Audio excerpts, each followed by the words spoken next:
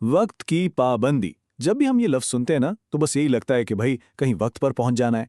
लेकिन क्या बात सिर्फ इतनी सी है? नहीं। असल में ये एक ऐसी आदत है, एक ऐसी सोच है जो कामयाबी की बुनियाद रखती है। चलें आज मिलकर देखते हैं कि एक छोटा सा असूल हमारी पूरी जिंदगी में कैसे एक इनकलाब ला सकता है। जरा इस बात पर गौर कीजिए। वक्त ना एक ऐसी दौलत है, एक ऐसा खजाना है जो अगर एक बार हाथ से निकल गया ना तो बस गया हमेशा के लिए। दुनिया की कोई भी ताकत उसे वापस नहीं ला सकती। ये इतना कीमती है। तो फिर सवाल ये है कि भाई वक्त को इतना कीमती, इतना बड़ा सरमाया क्यों कहा जाता है? तो सुनिए, जवाब बहुत ही सादा है लेकिन गहरा है। असल में जब हम वक्त की कदर करते हैं ना तो हम अपनी जिंदगी की कदर कर रहे होते हैं। सीधा सा ताल्लुक है। और यहीं से एक बहुत ही दिलचस्प बात सामने आती है।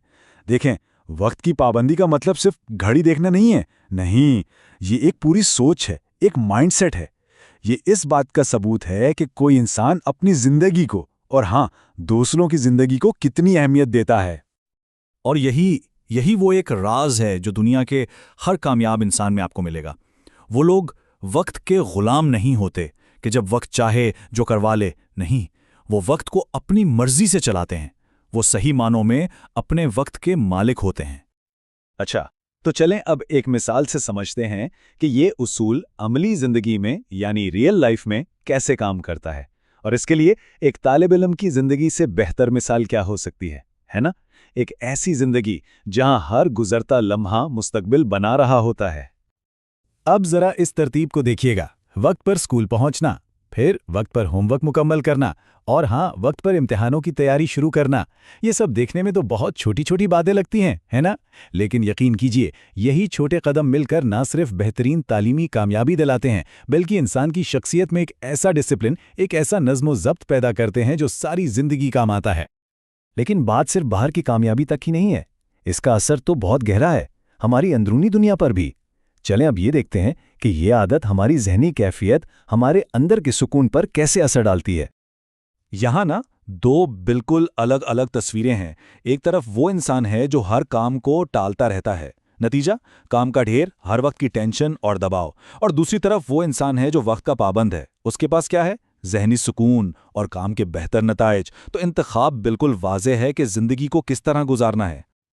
अच्छा, तो ये तो हुई अपनी ज़ात की बात।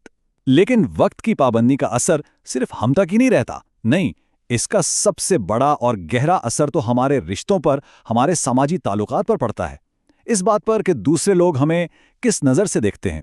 असल में वक्त पर पहुंचना या वक्त पर काम करना ना एक खामोश पैगाम है, एक बहुत ही ताकतवर पैगाम। जब कोई वक्त की कदर करता है तो वो ज़बान से कुछ कहे बगैर ये बता रहा होता है कि वो अपने काम में संजीदा है और उस पर भरोसा किया जा सकता है। तो बात का खुलासा क्या हुआ? यही कि वक्त की पाबंदी दरअसल किसी के किरदार का आईना है। ये बताती है कि वो इंसान कितना संजीदा है, कितना जिम्मेदार है, दूसरों की कितनी इज्जत करता है और उसकी अपनी जिंदगी में कितना नज़्म-ओ-ज़ब्त है। और यही वो चीज़ें हैं जिनसे एतमाद बनता है और इज्जत मिलती है। तो अब तक हमने जितनी भी बातें की हैं, आइए उन सबको जोड़ते हैं और इस सवाल का जवाब ढूंढते हैं कि आखिर वक्त की पाबंदी को कामयाबी की सुनहरी कुंजी क्यों कहा जाता है। देखिए, इसे सिर्फ एक अच्छी आदत मत समझिएगा, ये इससे कहीं बढ़कर है। ये वो चाबी है, वो मास्टर की है जो एक कामयाब और इज्जत वाली जिंदगी के हर बंद दरवाजे को खोल सकती है। यूं समझ लें कि ये कामयाबी की तरफ पहला कदम है, पहली सीढ़ी है। और आखिर में ये बात हमेशा याद रखने वाली है, जो शख्स वक्त की कदर करता है ना, वक्त भी उसकी कदर करता है। ये कोई यकतरफा मामला नहीं है। वक्त हमेशा उनका साथ देता है जो उसका एहतराम करते हैं। तो इस सारी गुफ्तगू के बाद एक सवाल हम सबके लिए है। अपनी कामयाबी के सफ़र को शुरू करने के लिए आज वो पहला कौन सा काम होगा जिससे वक्त पर करने का पक्का इरादा किया जाए? ज़रा सोचिएगा।